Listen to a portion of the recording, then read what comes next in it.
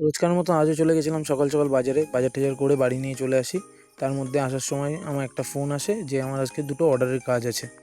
নমস্কার, আমি সায়ন। আমি মসলন্দপুরের উপনি বাজারে চিলি ফ্লেক্স নামে একটা ক্যাফে চালাই। যেহেতু আজ অর্ডারের কাজ ছিল তাই আর দোকানটা খুলিনি।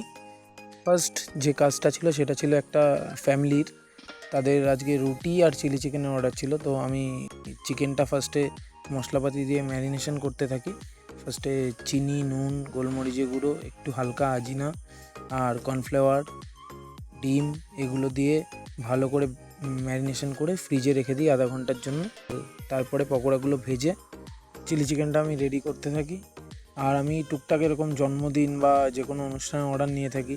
আমার দোকান থেকে 30 জন, 60 জন, 100 জনের অর্ডারও আমি রেডি করে পাঠিয়ে দিয়ে থাকি। এই কাস্টমারদের বাড়ির অর্ডার ছিল সেটা রেডি করি। আর আরেকটা অর্ডার যেটা ছিল সেটা ছিল জন্মদিনের ছিল হচ্ছে আমার 30 জনের রান্না, সেটা তাদের বাড়ি গিয়ে করতে হবে।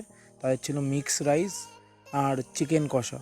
তো চিলি চিকেনটা রেডি হয়ে গেলে আমি কাকাকে একটু টেস্ট করাই আর কাকার কাছে জিজ্ঞেস করি যে চিলি চিকেনটা কেমন হয়েছে।